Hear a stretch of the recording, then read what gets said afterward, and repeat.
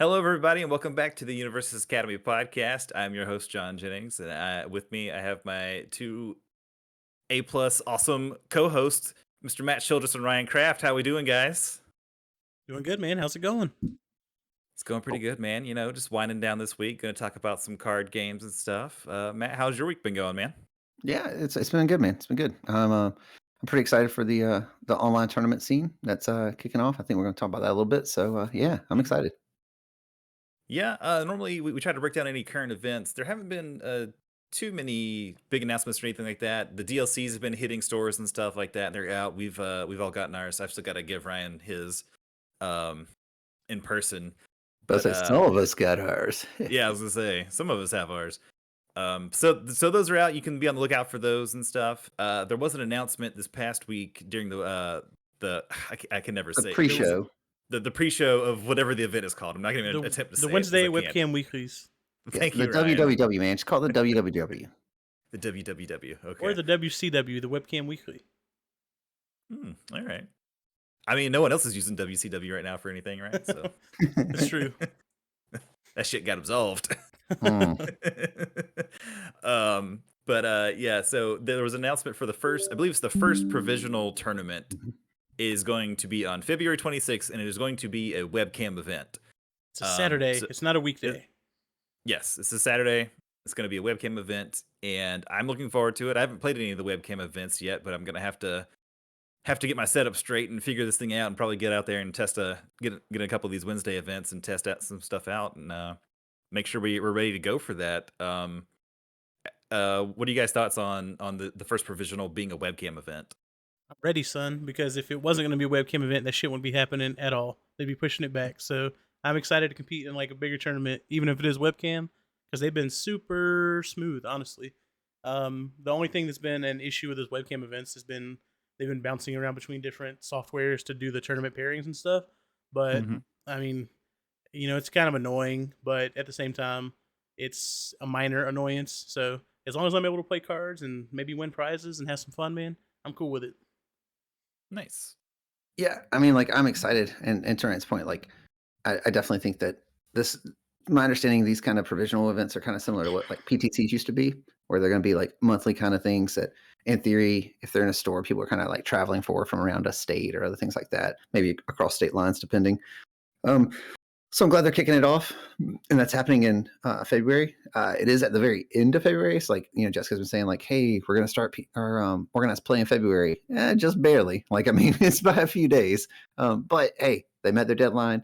I think the other webcam events. I've been surprised at the experience. It's been good overall. I've played in two of them. I didn't get play every week, but the two I played in, I've had a good time. I've enjoyed them, and I'm definitely looking forward to playing in more of those. The provisional will be kind of more like that first one where you're going to be looking at like 5+ rounds. Like that's going to be a long day. So just be prepared for that if you're signing up to run that event. Also, make sure that you got to be familiar with the rules, like rate of play and interactions and things like that. Like this isn't a monthly or a weekly. Like this is a big boy tournament. So just be prepared for that. Be familiar with the rules and card interactions, things like that. So that'd be my advice for people preparing for it, and definitely try to get in one of the webcam weekly so you're familiar with the process. Because like Ryan said, it's kind of changed a little bit from week to week, but they seem to have kind of settled on something now, and hopefully it stays that way. And I think that's kind of what they were trying, is to test the waters, see what works, see what people like the most, and then pitch it like that when they go live with the bigger tournaments. hmm Yeah, and I think you can kind of tell that was their thought. Like we can kind of dip our toe with these first few webcam events. We can kind of smooth out the process, see what works, see what doesn't. Take legitimate feedback and try to expand upon it and that kind of stuff. And building towards their first big tournament, which will be on the 26th. It's a Saturday at the end of February. And we hope to see you guys out there. They haven't announced a whole lot of other information around it. We don't really know the start time or cost or anything like that. I assume it's Right. probably going to be like maybe $10-20 to get in. 10 wouldn't surprise me. I'd be kind of surprised if it was 20. It Yeah, like I depends on said, I what they're don't know. giving out as prizes, though. Like, if hmm this is one of those tournaments where, there's some money on the line, like 1K or something like that, then maybe it ends up being, like you're saying, like a $20 buy-in or something. But hmm um, I don't know. If it's just like victory packs and points towards going to Worlds, then it might be another $5 buy-in, Well, presumably the Midnight and Kurogiri and those cards are gonna be for this one, right? Aren't they for the provisional Yeah, events? so there's like a And, like, separate priced set of these? promos. Like I think there's like 6 or 8 of them from what Mhm. that graphic looked like. I don't Yeah, have it in they've only front of me, shown the but first 3. yeah, they've shown Yeah. 3 of the cards, and there's still I think at least 3 or 4 that we haven't seen or more. So yes, those are the packs that you'll get only from this kind of event. Mhm. But I'm sure they'll still give away like the regular participation packs, and Yeah, we the don't know regular if those Yeah. are exposure packs and stuff, yeah. yeah, like we don't know if those are victory pack cards that can have versions of them, or if those are just hey, everyone who goes each round you play, you get one of these, or what. Like you said, not much information outside of the date's been confirmed. So, like you Mhm. said, start time, price, legality of different things, like none of that's confirmed. Set two is going to drop presumably a couple weeks after that, maybe 4 weeks at most, because it's supposed to come out in March. So like that'll shake things up by the time there's another provisional. So Mhm. it's exciting times. Yeah, got a lot to look forward to. And you just mentioned, it being like a 1K or something. Speaking of 1Ks, there was one a week ago that we can go ahead and talk about. Friend of the pod, Tamron Cardwell, actually took first place shortly after he did the interview with us. So I'm not saying, he had the good vibes from talking to us and going on, propelling himself into victory. But I'm just saying, he did talk to us and then go on and won that 1K. Is it a Yeah, coincidence? can Probably, but I'd confirm like to think it's if not. you want to win a 1K, you need to be interviewed by us first. That's Mm. obviously the prereq to win a 1K. Ignore the Omaha 1K. That was Well, a fluke. see, we didn't interview anyone before that, so that was like That's what I'm anyone could have saying. gotten in on that. Yeah, Oh, but we that's we fair. That's fair. specific we That's fair. specifically did it. We hadn't We started the interviews yet. We did our first interview, and we're 1 for 1 with interviewees winning events. yeah, you didn't Bam. sprinkle the magic on Tony too for that event, right? Like it was just No. Tim. You're like, here you go. Hey, look, all I'm saying is Tony was in this event and he didn't win it. So I And mean, so we're facts. also like gonna announce today that before the this provisional, they're interviewing me on that one. So We're I'll interviewing be the interview ourselves guest. exclusively from now on, guys. Yes. Sorry, yeah. we're just gonna rotate each week. But yeah, so Tam ended up, taking down first place. He ended up, he was running Air Uraka 1 because Yep. DLC was legal. So Mhm. he could have been running 2, but he was running Air Uraka. Second place, we had Bromley piloting Water Todoroki, I believe is Water, It was. right? Yeah, it was water. Then we had Tony 2 playing his Void Kirishima. Then in fourth place, we had Hamza running another Hiroshima as Kirishima, well. It was Yeah. good, I think. and it was good Kirishima. Then in fifth place, we had Ryan Field with running the Bad Touch Shigaraki with the Float running the combo. float combo, so Death Shigaraki. Then we had Jean-Philippe Johnson running Kirishima Void, holding down sixth place. And seventh place, we had Brendan running an Air Giro deck, and then coming in at the round out our last of our top 8, we had a George running a Kaminari Air deck. And I believe that's the first appearance for Kaminari and maybe Shigaraki in like a big major event and like a top It 8 is. cut. Yeah. Mm-hmm. So I like to see that. And Todoroki. And yeah, and Right? Todoroki too. Todoroki technically, Or- I think one of the webcam weeklies, he went undefeated 1 week. Gotcha. Okay. But still, it's impressive that we saw a Todoroki deck at in the second place. I know we've all been kind of low on Todoroki, and Mhm. Bromley himself has even said somewhat tongue in cheek that Todoroki does suck, and that deck wasn't that good. It navigates Kirishima and coordinated effort very well. It navigates the meta. Ooh, Mm. little buzzword for the episode. Meta. And so And that's we kind ain't of talking why. about Facebook. Yeah. And so that was kind of part of his success there. So what were you guys' gut reactions, thoughts to the top 8? Is it kind of what you expected? Matt, what did you think when you first saw the breakdown? I think there's some characters who aren't here who probably could have been there. Mhm. But I mean, in general, 3 Kirishimas doesn't really surprise me. Mhm. Uraraka, and when we did our reassessment, we all realized that we were sleeping a little on Uraraka, so that doesn't surprise me that she could take down an event. Like that deck's just incredibly consistent. Um, Shigaraki with float combo doesn't surprise me. That's something that I've been kind of keeping my eye on as well. And Jiro either Kaminari. I mean, I don't know. There could be something, and there's like a TKO Kaminari deck that people have been playing, so it might have been that build. And I haven't looked at the list themselves very closely at this point. So Yeah, I mean, Mhm. air is the most represented symbol in that event, right? Like 3 of those decks out of the top 8 are air, which is getting close to 50%. So, I mean, I think that's a testament to just how strong Bakugo's kit is more than anything. But yeah, I mean, I'd say it's a pretty good spread. I mean, there were like what 5 different symbols in the top 8, and there were, what another 5 total different characters as well. Hmm. So it's pretty good. Yeah, and to your point, there being 5 different characters. Obviously, I know there was a lot of, I don't want to say hand wringing when the getting rid of the diversity rule was announced for this game, and people were just complaining. The first few tournaments we saw, it was a lot of the same characters, but I do think it is kind of evened out some, and we're still going to see a lot of Kirishima just because he is, at least in my mind, the best character. But I don't think it's as bad as people were initially afraid of. Yeah, Um, a lot of people are always sky is falling, right? Like, mhm, you see one thing, it accounts for half of something, and you're like, "It's too good. What do we do?" Well, mhm. we do what we see happen here, which is the meta shifts. People figure out how to play against those things, figure out what has good matchups against those things. At least goes 50-50 with it, and you see those decks start to rise up as well. Um, Uh, so you would say that you get good. yeah, yeah, no, that's actually really my advice in general to players is get good, read the cards and get good. Um, if you can do those 2 things, you can be a champion, I assure you. Mhm. Ryan, what were your thoughts on the 1K? I mean, I played in the 1K. I did not have any surprising thoughts from the 1K. 3 Kirishimas in the top. It is what it is. It's like I think it's one of the easiest, most powerful decks to pilot in the format. So people tend to gravitate towards it when there's money on the line. So I Mhm. expected to see a bunch of them in the pool. Like Matt said, we knew Uraraka was good. We knew Jiro was good. We've kind of alluded to Shigaraki float combo being good in the past. Just waiting on the cards to come out. And then Mhm. I mean Todoroki and Kaminari, yeah. I mean a little surprised there, but Todoroki is there exclusively as like a coordinated effort, Kirishima nutbuster essentially, and Kaminari is just there to just blow people up in a turn, catch you off guard. So I'm not surprised either of those decks performed well in the current meta that's kind of shaping up. But I think, and outside of that, the event was run well. It went really smoothly. There wasn't really any issues with it at all, and it was a fun time.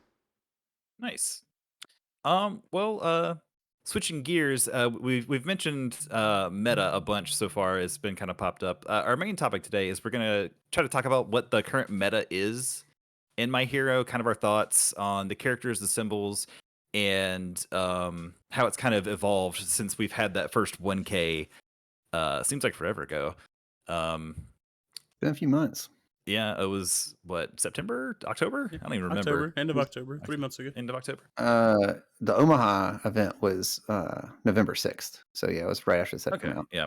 Um, Very beginning. but before we get into that, if you're newer to the game, if you're newer to card games and card gaming communities, you probably hear people throw around the word meta a bunch, and you may not know what it is. So Matt, if you were trying to introduce a new player to a card game and to help them navigate a competitive scene, how would you explain what meta means in terms of card gaming? Sure. I mean, and this is something that we kind of have to actively do even with our local scene, right? Like we Hmm. got a couple new players that are really interested in the game, and they've been kind of keeping their eye on some of the reports and stuff, and trying to explain like, okay, well, you have to play the meta game. So the meta game would be figuring out all the things that are good, right? The rock paper scissors of the game, and then preparing for that, right? Figuring out a way to achieve in that environment. And that's what you build your deck for. So that's a meta deck. Like it's a deck that is accounting for the other strong things and having a way to deal with those things. Or maybe just playing one of those strong decks, right? Like it's just you're playing the best version of the deck. It's not any, you know, subpar cards. Like if you need 4+ ultras, you're getting 4+ ultras for that deck. Like it's non-negotiable. You don't run 3, you're running the 4, and that's just a current example for my hero. But yeah, that's a meta deck. It's playing to win. I mean, do like a better description. I mean, Hmm. no meta deck is there just to have fun. Like, I mean, like Yeah. they can be fun. Like I have a lot of fun playing a lot of meta decks, but that's not their purpose. I build other decks that are just for funsies, pet project kind of decks. Meta decks are there to win. and to go and chase that money, I guess, in this situation, or at the very least see your name on an article with that number one beside it. Hmm. And meta can refer to like even the game as a whole. It can also refer to your local scene because your local meta could be very different from what the meta as the community at large thinks of something. It could be like, Absolutely. oh man, there's some real nasty Asui deck running around my local tournaments that we just can't beat, and so we had to figure out a deck to beat that because that Asui deck is the meta. It's our local meta. It's this life Asui deck or whatever is just running wild. But that's probably not reflective of the community as a whole. Right. And to your point, I kind of answered the question thinking of a specific like deck approach for meta. Like this is a meta deck. Correct. The meta is just the environment that you're playing in and what decks are doing well, right? Like that's the general definition of a meta for a card game. Because Hmm. I can tell you historically in this card game in particular, in universes, regions develop different metas and they kind of Right. clash and collide when you go to those like nationals and you go to worlds or even like larger PTCs and things. Because like, where we are in the South, like normally we're a pretty aggressive meta, and that's true kind of across the entire Southeast. We figure out how to kill people in this game. But then you go and kind of get up into the Northeast some, and they're a little bit more defensive minded and kind of stretching across that way. Canadians and Europeans have played the game very differently than we have in the past as well. And it's really cool when you go to like a worlds and those people travel and they bring those metas effectively with them, right? They bring how they play the game and what's worked for them, and you kind of get to see whose meta is the best, like who actually figured it out, Hmm. um, and at our own, I guess, props here, like we're here to try to help you understand and pull that data from all those locations to create what the actual meta is for the overall game. Like, I don't remember if it was, I think it was Tam during y'all's interview with him was talking about how we haven't figured out this meta. We haven't solved the meta yet. Right. And that expression is when basically in some card games you reach a critical mass with players where they've done pretty much all the different combinations. Like Hearthstone's a really good example. I don't theory craft decks in Hearthstone because it's a waste of time. Like people have already solved it. There are people who literally play that game nonstop all day. They have all the cards and they just figure it out. Um, and that is a solved meta. So when you go somewhere online and you look at the rankings, you're like, oh no, that's one of the best four decks because of X, Y, and Z. You play it and you're like, whoa, this deck's insane. That's not the case for this card game. Like there's Kirishima, to Ryan's point, pretty easy to pilot, pretty strong deck, good character in general. Um, and it'll do well.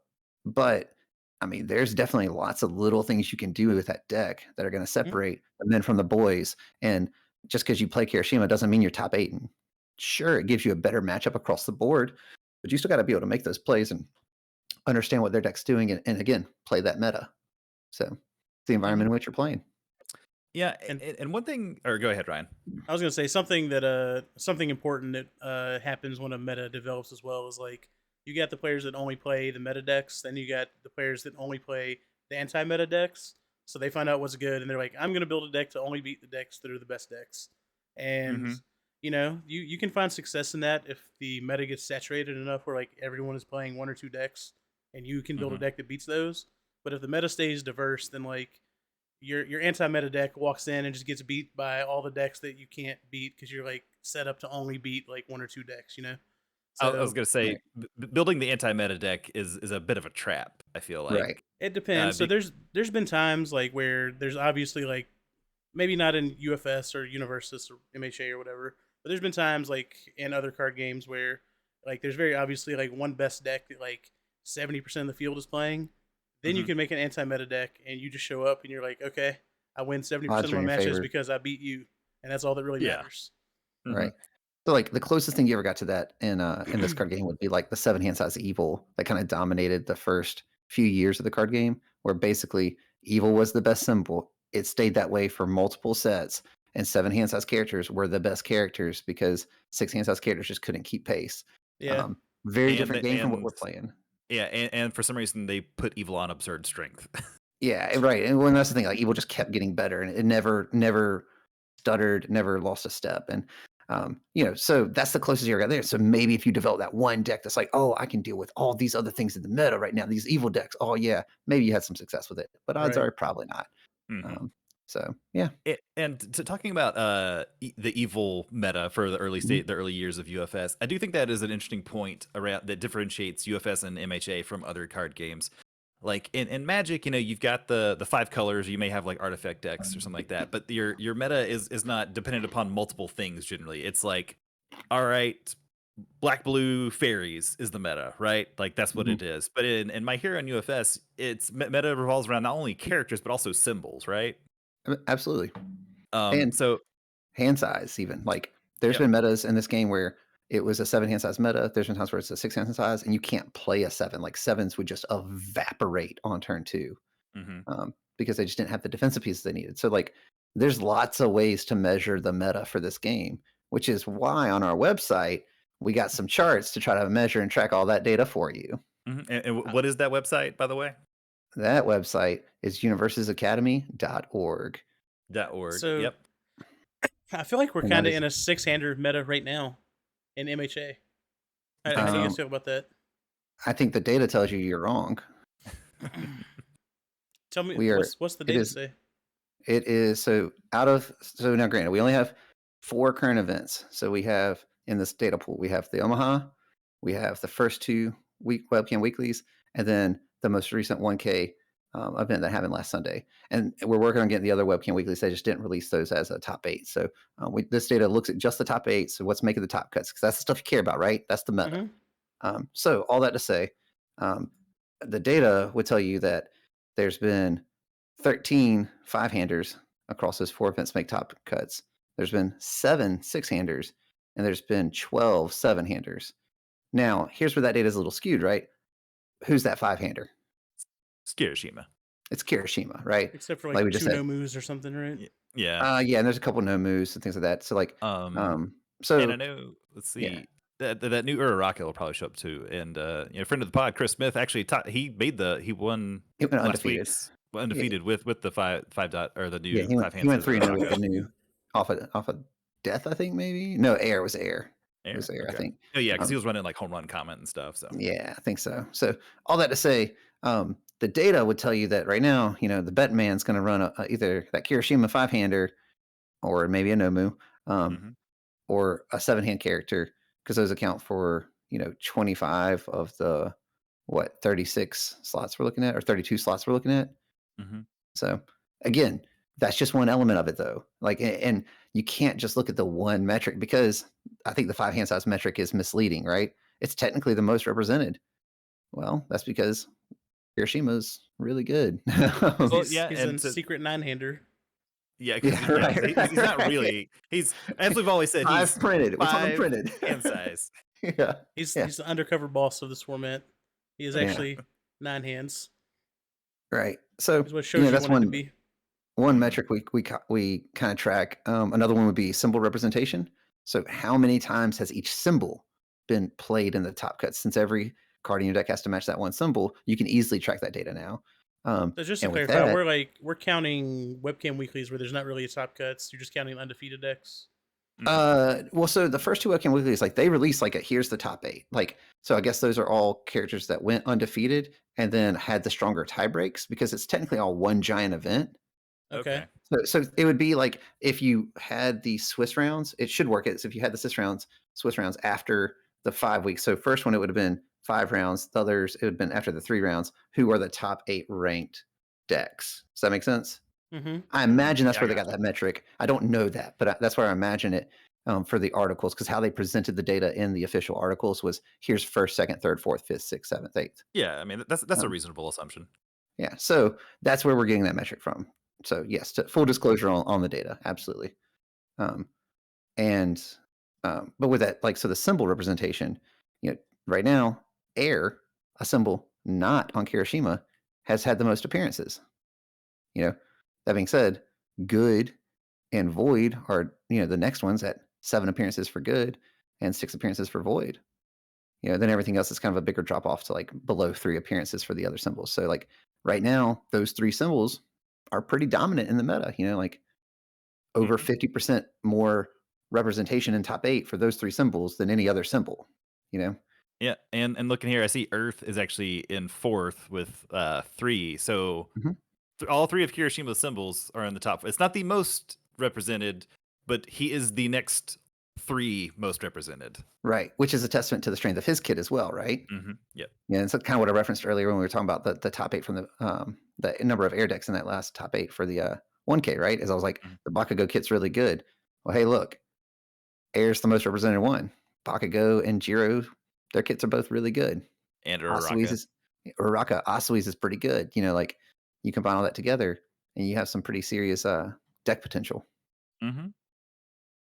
One thing I also like to point out um, is what isn't doing well, and I think that might tell you more so of like what you might see get love in the future sets. You know, because I'm sure that Jazzco tracks this sort of data and probably far more accurately and probably more expansively than we do, right? Like this is just me going and pulling data from articles and other resources I can find online from the events. But like all chaos, evil, and order, zero top 8 so far. Zero. Mm. Which Yeah, Uh, I'm is not that surprising? Like, surprised. Nope. yeah, are you surprised? I mean, like, I think the only one of those that surprises me is Chaos. I think that Chaos is probably good enough to make a top 8 because, again, Kaminari, Todoroki, Uraraka. and Uraraka, and like the ranged Chaos kit is pretty good. Hmm. So like you Mhm. can probably do well enough. You just got to pilot the right character and get some good matchups and whatever. But that one is the only one that surprised me. But like Evil and All, not surprised at all. Like No, and they don't do enough. Ryan alluded to this in a conversation we had previously off air with Chaos, is that a lot of those characters share a symbol. A lot of them have air, and there's maybe better off of air or something like that, where they have Chaos, and Chaos, like you said, has access to those cards, but maybe Mhm. they just have a better pool of cards off a second symbol or something like that. Sure. Um, Yeah, I mean, that's definitely a consideration. Like you guys went through and talked about every symbol and every character.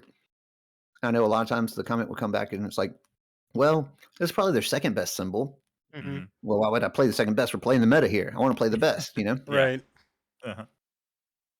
Um, I guess so. Continuing our discussion on like just the meta of this game, have you been surprised at all how the meta has evolved, or do you think it has really changed from that first 1K where everyone was like, "Oh my god, we have to bring in the diversity rule. There's too much Kirishima everywhere." And like, Yeah. do you guys think it's gotten better? Like everyone just needed to like take a breath. So yeah, so people throw around like the diversity thing a bunch, or they used to, but the funny thing about the card game is the diversity of decks is just going to naturally evolve into the like a naturally diverse state over time because people are going Hmm. to find a lot of different decks that work. We were like a week into the format, and there was no time to build like any experimental decks or find any cool interactions. So everyone played just the best thing on the surface at that first tournament. So seeing things develop over time is not surprising. I think we knew that there was a lot of strong cards. We just didn't have time to find the decks, you know. Hmm. Yeah. I mean, I think um that I don't know. I mean, like the meta is definitely growing. Again, I don't think it's solved. I think everyone knows the starting point is build Kirishima, like go pick your poison of which version of it you like and run decks into that and see how they do. If they do pretty well against that, then you probably got potential there. You know, like it might not be the best, but it's got some potential. Um, because the other data that we're tracking is the total top 8 appearances of each character, and Kirishima has 12 top 8 appearances, like we were talking about earlier. So I mean, the next closest is Jiro at 5. Like she hasn't even been in there half as many times as he has. So yeah, less than half.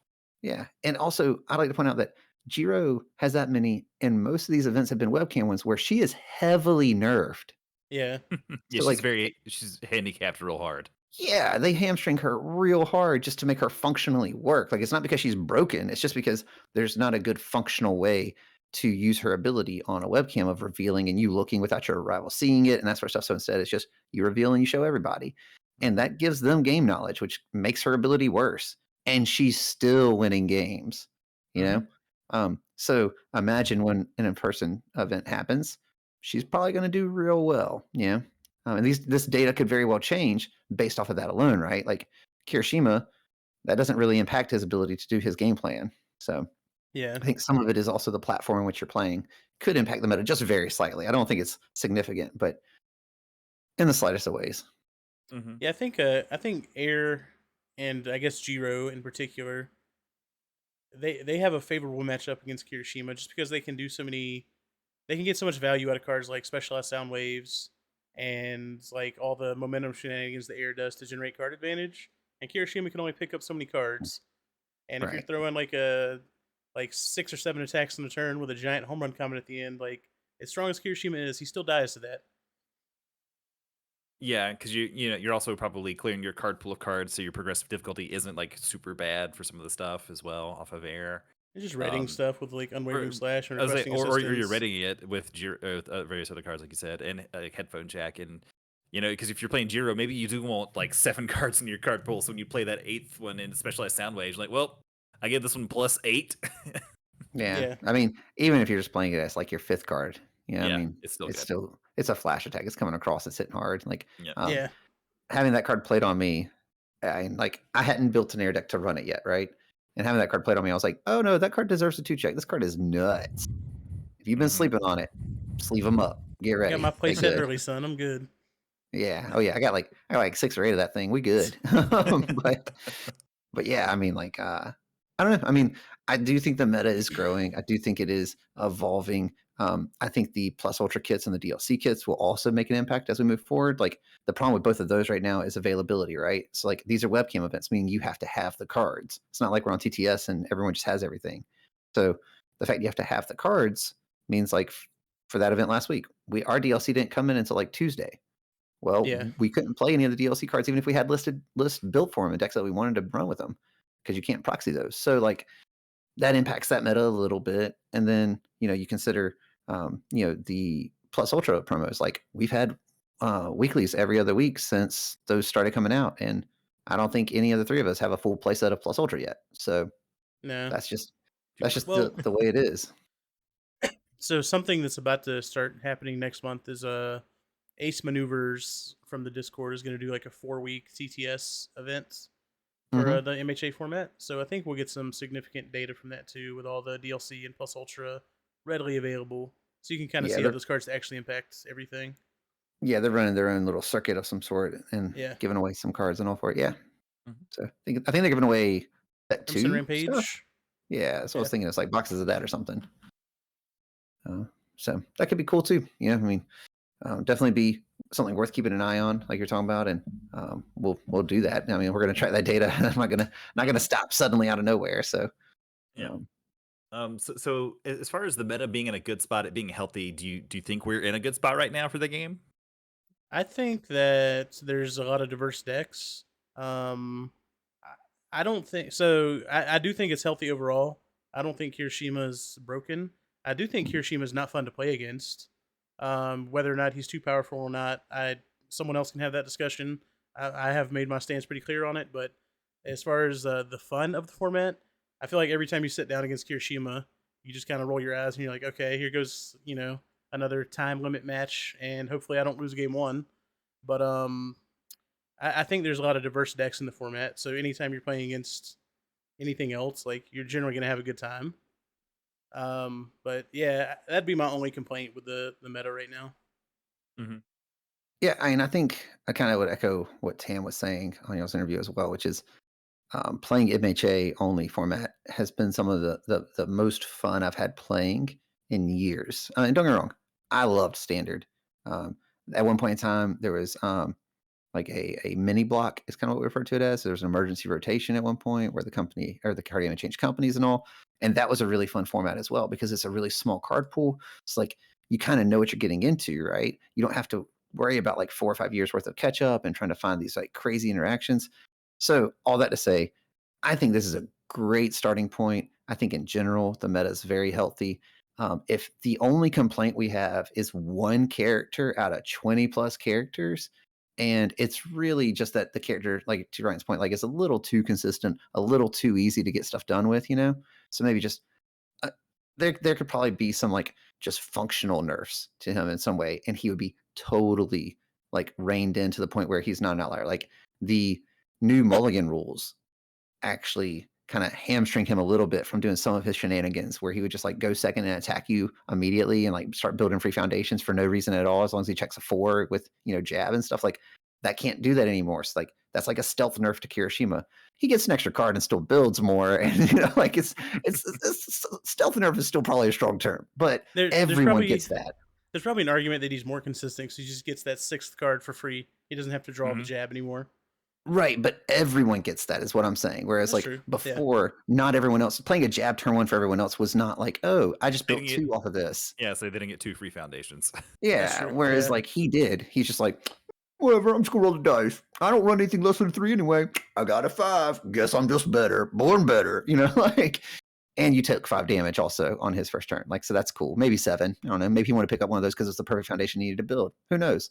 But point being, yeah, I think the meta overall is very healthy. We're seeing a pretty wide spread of decks and symbol representation as well. So Mhm. I do hope that as far as it growing in set 2, I hope we can see these 4 that so far have gotten no love in the top 8.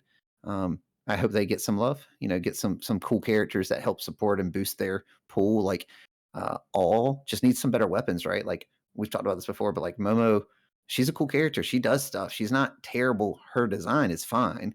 It's just her card pool is not so great right now. Like it's kind of underwhelming compared to the others. Um, Evil, I don't even know what Evil needs to pull it up out the gutter. Like I love that symbol historically, and you can't convince me to build one right now. Like need some Akumas. yeah, right. He's the $1 million solution. That just infuse $1 million into the deck, and it's Need to fine. be able to give Um, control checks -2 constantly. yeah, and make them actually fail all their cards in their turns. Just print BRT. It's good. That's for you old school players. But the same thing with Blood order. runs Like true, baby. I don't know what order needs. Like Blood I runs think true. that yeah, maybe right. Wait a second. All Akuma. evil and order aren't I was good. gonna say that's Hmm. Finally, my vengeance. Oh. But So I guess I would argue that order, chaos, and evil have very little of their identity infused into MHA right now. of Um, their old yeah, their yeah, like UFS they're all identity. evil's functional. What people would think their identity is. yeah, evil Mhm. specifically, I think is probably the weakest. Like order does have a bunch of tap down stuff from Sure. Dinky, um, Have you and noticed it that order has is like the new throw symbol? Has anyone noticed that? what's Oh yeah, Cero? because Cero's the throw character. I mean, But I I mean, think like that'll I mean, Midoriya has a throw. Midoriya and Mineta.